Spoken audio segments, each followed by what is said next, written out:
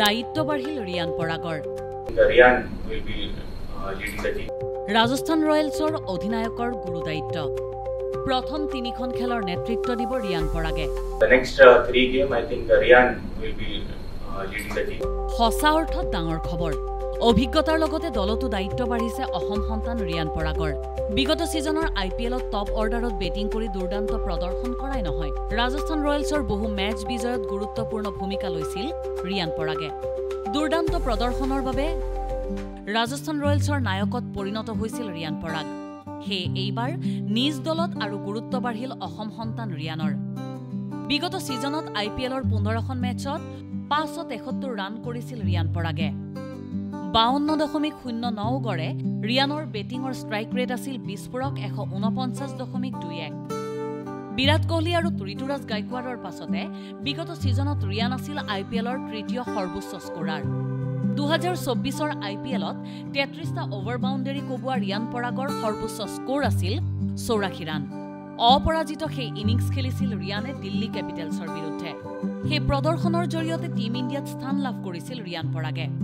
ৰিয়ান জাতীয় ক্ৰিকেট দলত স্থান লাভ কৰা অসমৰ প্ৰথম পুৰুষ ক্ৰিকেটাৰ, কিয়নো ইয়াৰ পূৰ্বে অসমৰ দীঘলীয়া ক্ৰিকেট ইতিহাসত টিম ইণ্ডিয়াৰ পুৰুষ দলটোত অসমৰ কোনো ক্ৰিকেটাৰৰ প্ৰৱেশৰ সৌভাগ্য হোৱা নাছিল। এটা সফল IPL সিজন আৰু টিম ইণ্ডিয়াত খেলাৰ অভিজ্ঞতাৰে পুষ্ট ৰিয়ান পৰাগৰ এইবাৰৰ ভূমিকা হ'ব নতুন। দলত ভূমিকা হ'ব ততোধিক দায়িত্বপূৰ্ণ, কিয়নো ৰিয়ান পৰাগক IPLৰ এই সিজনৰ প্ৰথম 3খন মেচত ৰাজস্থান ৰয়েলছে অধিনায়কৰ দায়িত্বভাৰ অৰ্পণ কৰিছে। এয়া অসম সন্তান ৰিয়ানৰ ব্যক্তিগত গুৰুত্ব বৃদ্ধিয়েই নহয়, দলৰ প্ৰতিও দায়িত্ব বঢ়াৰেই পৰিচয়। ৰিয়ানৰ নেতৃত্বত ৰাজস্থান ৰয়েলছে 23 মাৰ্চত খেলিব প্ৰথমখন মেচ। ছানৰাইজাৰ্ছ হায়দৰাবাদৰ বিৰুদ্ধে নেতৃত্ব দিব ৰিয়ান পৰাগে। মেচ হ'ব ছানৰাইজাৰ্ছ হায়দৰাবাদৰ হোম ভেনু হায়দৰাবাদৰ ৰাজীৱ গান্ধী ইণ্টাৰনেশ্যনেল ষ্টেডিয়ামত। মেচখন ৰাজস্থান ৰয়েলছৰ হৈ অপেন কৰিব সঞ্জু ছেমছন আৰু য়শস্বী জয়ছোৱালে। বিগত সিজনৰ দৰে এইবাৰো ৰিয়ানে বেটিং কৰিব টপ অৰ্ডাৰত, অৰ্থাৎ 4ৰ্থ স্থানত। ৰাজস্থান ৰয়েলছৰ দ্বিতীয় আৰু তৃতীয়খন মেচ আছে গুৱাহাটীত।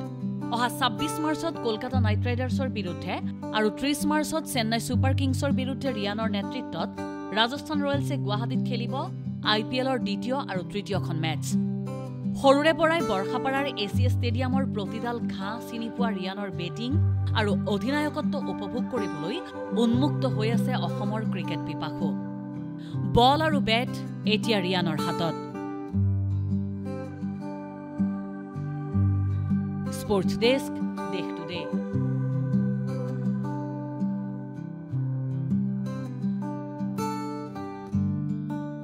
अन्नपूर्णा काव घी देश के हर एक खाने को लजीज बनाता है।